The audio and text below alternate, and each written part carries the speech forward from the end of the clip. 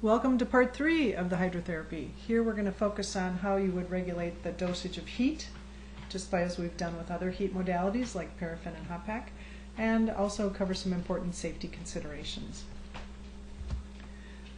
So when we're looking at the way that we regulate the temperature, part of what we have to consider is how much of the body is actually immersed in the water.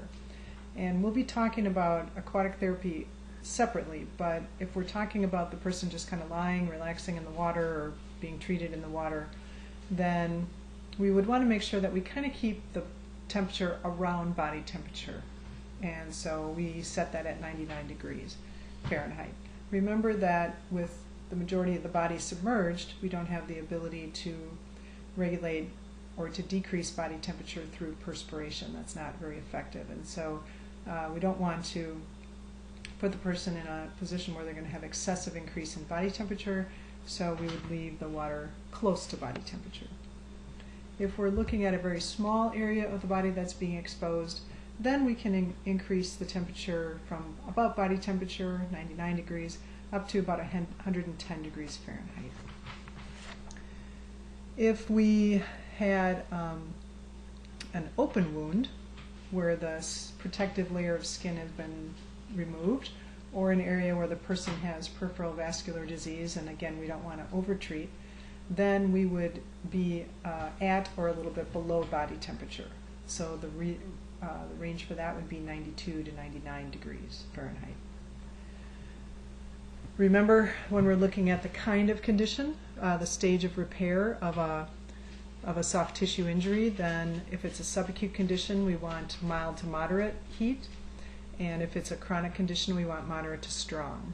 So when we're looking at the temperature range for that, mild to moderate would be, again, 96, a little bit below body temperature, to about 104, a little bit over. And then our stronger forms of heat could start at body temperature, about 99 degrees, go up to 110. When someone has pain, we want to try to treat that as aggressively as we can with strong thermal input, not painful sensory input, but strong thermal input, and also a way to increase vasodilation. So we're going to be starting at body temperature and go up to about 110 degrees. As far as these temperatures are concerned, you do need to know them specifically, so make sure that you're memorizing the exact degrees. And if you had kind of two conditions that overlapped, you would default to the cooler temperature.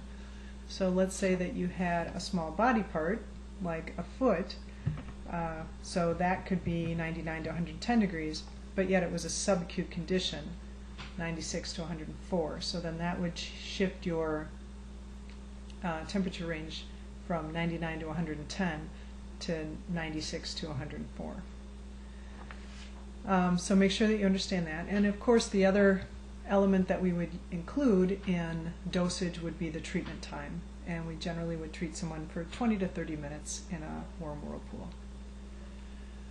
Alright, so when we're looking at, I'm going to switch gears here a little bit and say that we're going to have the person exercising, and so we call that aquatic therapy, therapeutic exercise within an aquatic environment.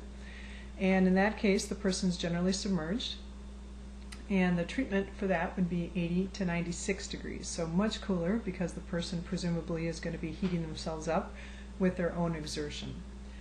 And we are going to introduce this a little bit, but it really fits a lot better into our discussion next semester when we do therapeutic exercise. But some of the goals or indications would be to, if someone has decreased range of motion, we could have them exercise in an aquatic environment to increase range of motion. And so you can see here some of these ladies on the bottom. It looks kind of like an arthritis group, so that might be one of the reasons they're exercising. Decreased strength, and we talked about how we could use flotation type devices to either assist with or to provide resistance for exercise. Of course, we could do decreased endurance. With pain, we can have the person, I'll come back to that one, walking or exercising in a treadmill or an underwater walking tank kind of an environment, and the water buoyancy would both diminish pain and assist with their balance.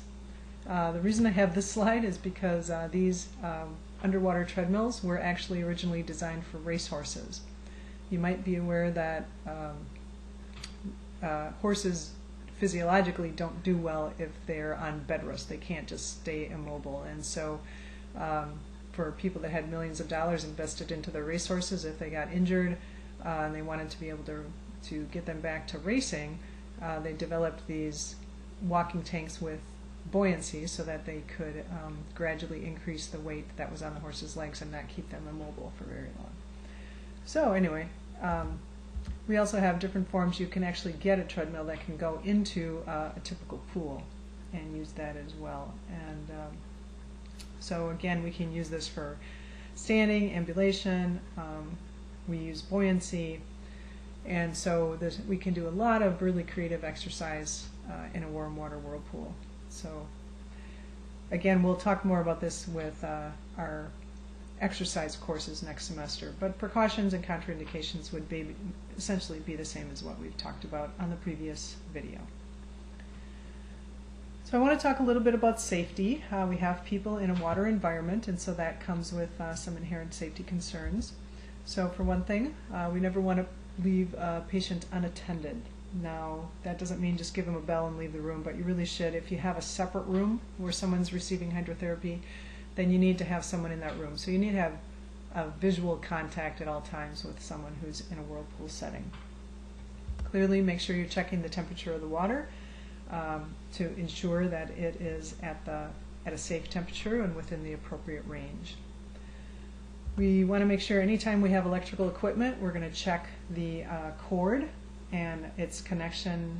So check the prongs on the cord. You know that the cords can fray right before they get to the plug. So you want to check that. Check again right where the cord would enter the equipment to make sure that there's not any fraying or looseness there. And then for the whirlpool, you're going to want to check the toggle switch to make sure that that's in good working order.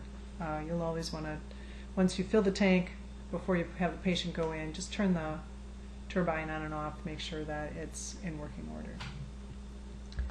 Make sure you set a timer for the treatment, and then you want to make sure that if you have somebody in there that has dressings on or clothing or something like that, that you're not putting them in a place where the turbulence and the current could suck that into the agitator. That will definitely ruin the agitator if that happens. And so this is probably more important if you have someone who's getting a full body whirlpool or someone with dressings on, and make sure that none of that gauze or tape or other dressings get sucked into the whirlpool.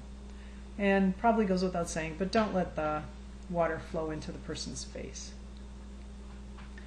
As far as infection control, I'm just going to touch on that very briefly.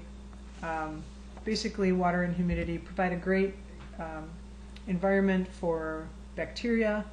So it's warm, it's humid, and then in addition, you know, we're putting body parts in there. So we all have bacteria on our skin. We have skin cells that slough off. If you're putting a person with a wound in there, you're obviously introducing a lot of bacteria into it, whether that wound is infected or not. You know, we said that we wouldn't want to put someone who's incontinent into a whirlpool situation, but sometimes we don't know that ahead of time. So there just are a lot of contaminants that can be put into a whirlpool sitting, and that in combination with a warm, moist environment is a good breeding ground. So Gina's going to go through all the cleaning procedures with you. They are listed here, so make sure that you really know this procedure well. If you would choose Whirlpool for one of your physical therapy, the patient intervention lab exam interventions, then we would want to see that you can verbally go through the cleaning process. We won't make you physically do it just because of the time commitment, but we want to make sure that you verbally can describe the cleaning process. And of course, we want you to use the cleaning process when you're practicing the whirlpool in the lab. All right, that wraps up our hydrotherapy videos. There's a very short fluidotherapy video that you should also watch. So thank you very much.